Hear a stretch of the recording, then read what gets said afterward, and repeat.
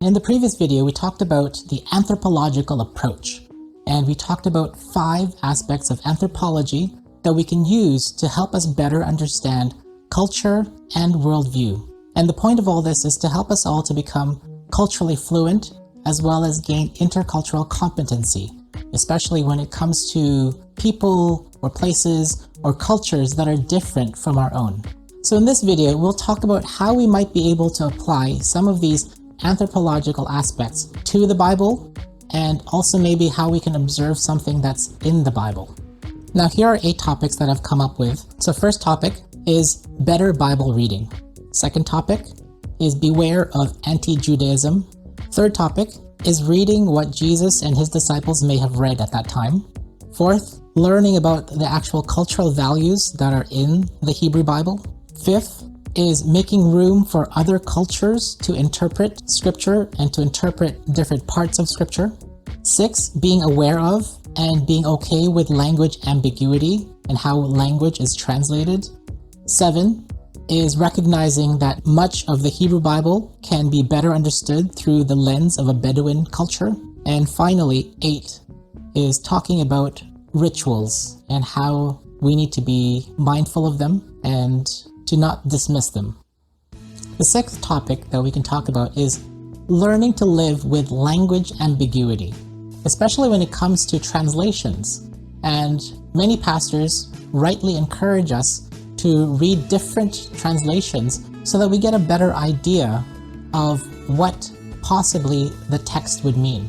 And the reason for this is language is this thing that has its context and cultural understanding, but when it becomes translated, it's never just a one-to-one translation. There's often either something missed out from this original language or something that's added to the receptor or the language that's being translated to that are either intentionally good or unintentionally bad.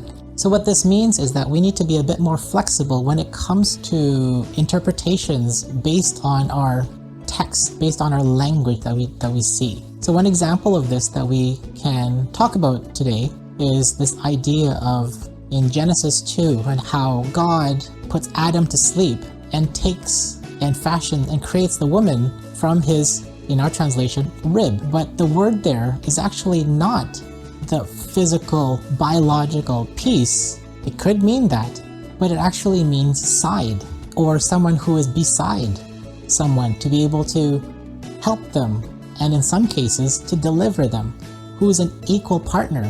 And so perhaps when we talk about rib, we kind of devalue the woman because it's just part of the first person being created, Adam, the male. And then so we can logically say that because it's created from a rib, it's not the original creation, and therefore it's subordinate in some way. But when we see it in light of the translational ambiguity that the word being used for rib actually means side, or actually means deliverer, someone who can help, someone who's an equal partner, then it changes how we see creation. That the male who was first created, and that the first thing that God says is not good, it's when the human, or Adam, is made to be alone. It's not good for man to be alone. And so God creates from Adam, from Adam's side, someone who is his equal, his partner, and someone who is of equal value. And so that changes from subordination to equality. And that's just one example that we can find in scripture. Another example would be a lot of the terms that we are translating. For example, shalom. It's well known, probably now that you might recognize it. It doesn't just mean absence of conflict or peace that we think of, but it also means wholeness and completeness and harmony and flourishing. Those are distinct words or terms in the English context, in the English language, because peace we think of only, okay, there's no fighting, no wars. That's what peace means. Peace, love. When we talk about wholeness and completeness, that may be saying, oh, there's a part that's missing and now it's whole.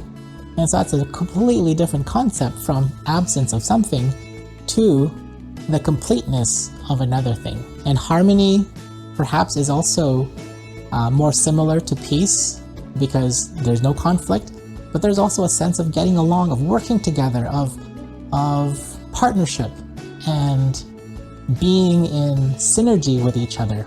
Then the other term, flourishing, where does that come from? Well, that's a part of shalom, but it's not necessarily a part of peace and harmony and completeness. That the idea of flourishing is that when we are together, when we are working together, that we can together flourish in our relationships with God, with others, with self, and with creation. And so this idea of language ambiguity is something that we need to be aware of and something that we need to learn to be adapting to. And so this idea of language ambiguity is related to the idea of linguistic anthropology, because linguistic anthropology makes a lot more sense when language is spoken in context. But when taken out of context, it could mean a whole sorts of other things. And so that's why we need to sharpen our ideas and understanding a little bit more of what the language meant in its culture and in its context.